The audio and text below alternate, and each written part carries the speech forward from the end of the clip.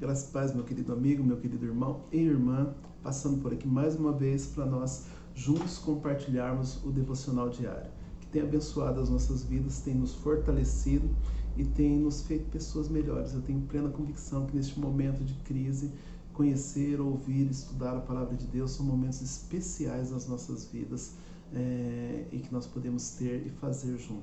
Que bom ter você por aqui. Que bom ter você ao meu lado para a gente fazer junto esse devocional do dia.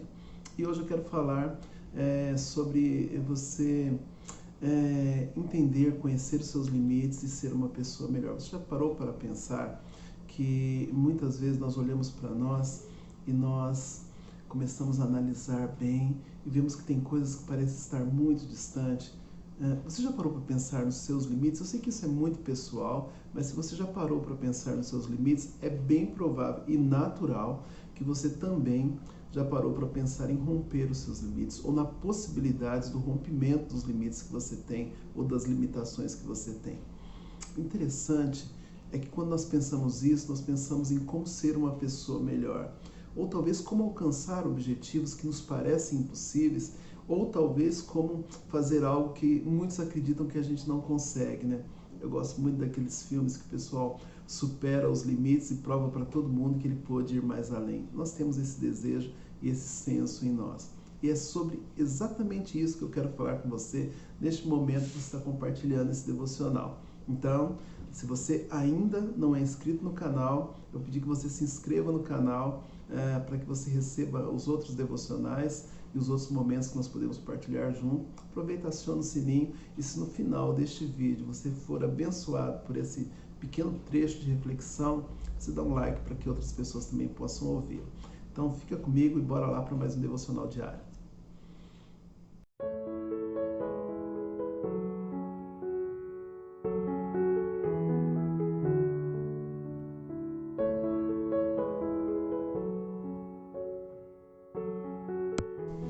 O Evangelho segundo João, lá no capítulo 4, versículo 10, que nós compartilhamos ontem, um texto muito rico, deles nós poderíamos tirar várias lições. Ele é um pouco enigmático, porque ao mesmo tempo que Jesus expressa que Deus pode suprir todas as necessidades daquela samaritana, ele também pede água para ela. Ela poderia olhar para ele e falar assim: poxa, mas se o seu Deus pode suprir todas as suas necessidades, por que você está pedindo água para mim? Veja comigo o texto. Então disse Jesus: se você soubesse o que Deus pode dar e quem é que está lhe pedindo água, você pediria e ele lhe daria a água da vida. Por que o Filho de Deus, capaz de abastecer a vida daquela mulher com uma água viva, pede água para ela para beber? Aliás, por que ele espera ela ali e espera ela para poder pedir água para ela? É difícil de entender porque Jesus pede algo para uma mulher, sendo ela samaritana, sendo ela mulher, sendo ela uma pessoa com limites e com certas carências. Ele poderia pegar água ele mesmo, ele poderia dar um jeito, ele poderia pedir para os seus discípulos, poderia fazer um monte de coisa que a gente acaba passando pela nossa mente. Quando nós pensamos assim, nós pensamos por que Jesus pede algumas coisas para a gente. É difícil de entender, nós ouvimos muito aquela história do Deus, que é o Deus do ouro e da prata, e por que ele pede alguma coisa para a gente, e qual que é a intenção dele em pedir um Deus tão perfeito, um Jesus tão maravilhoso, pedir coisa para nós que somos pecadores. E de fato ele pede, e não é porque ele precisa. O texto samaritano não mostra que ele precisava da água que ela tinha. Ele estava apenas chamando a atenção dela porque ela precisava da água que ele tinha. Talvez ele introduziu uma conversa com ela só para mostrar que ela precisava da água que ele tinha e não que ele precisava da água que ela tinha. 2020 foi um ano que nos pegou de surpresa. Eu quero falar um pouco sobre isso, dentro das necessidades daquilo que Deus tem pedido para a gente. Mas 2021 não foi um ano que nos pegou de surpresa. Muito embora ele se apresente com uma roupagem nova e uma característica talvez mais acirrada quanto à pandemia, nós tivemos um ano para aprender muita coisa. E para talvez estar usando ela em 2021. Nós tivemos um ano para respeitar e aprender a respeitar coisas simples, coisas como isolamento social, uso de máscara, restrições básicas, que é algo natural na vida do ser humano, na vida de uma pessoa. Coisas como estender a mão para outras pessoas e observar a necessidade daquele que está passando pela necessidade, coisa que é coisa ordinária e natural na vida de uma pessoa. E, sabe, às vezes eu vejo que muitas pessoas não aprenderam isso e que estão sofrendo muito e levando pessoas ao sofrimento, porque não aprenderam algo que seria natural e parte da ordem que deveria fazer. Você já parou para pensar que sempre quando nós esperamos por algo ordinário, vem a nós a cobrança se nós já fizemos aquilo que é natural e ordinário? Quando nós esperamos por algo extraordinário, quer dizer, vem sempre aquela questão de pensarmos, será que nós fizemos a nossa parte, a nossa lição de casa? Será que está tudo bem? Ou quando nós somos acometidos por alguma situação, nós pensamos assim, será que eu não fiz por merecer, ou não fiz, ou não deixei de fazer e por isso estou merecendo isso? Às vezes são coisas simples que Jesus nos pede e que não são coisas que beneficiam Jesus. Como eu já disse para vocês, aquele Jesus na beira daquele poço com aquela mulher tinha o que a mulher precisava e não aquilo que ele precisava.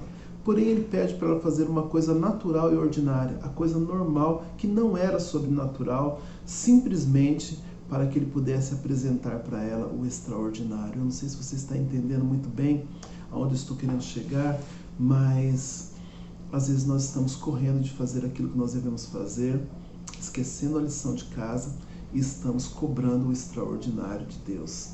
E aí, às vezes a gente não pensa o que é que nós podemos fazer quando nós obedecemos uma ordem de Jesus, quando nós amamos o próximo como a nós mesmos, quando nós obedecemos ordens naturais que são colocadas por vamos colocar aí, por autoridades da nossa vida, como simplesmente usar uma máscara, como simplesmente evitar isolamento, evitar uma aglomeração de pessoas. Quando a gente não consegue fazer aquilo que está ao nosso alcance, e de repente achamos que Deus tem culpa de tudo, quando na realidade Ele não tem. Ele nos chama para fazer o natural e o ordinário, e Ele nos garante que Ele cuida de cada um de nós, que Ele pode nos dar algo que nós não conseguimos fazer, que Ele pode nos suprir nas nossas necessidades, naquilo que nós não conseguimos. É interessante nós pensarmos isso, porque tem tudo a ver com aquilo que nós estamos vivendo. Às vezes, nós achamos que nós somos autossuficientes, que nós temos ideias muito claras sobre toda a situação, que nós temos como resolver tudo de uma maneira assim, mas nós não temos. Mas existem coisas que nós podemos fazer e que Jesus quer sim que nós façamos.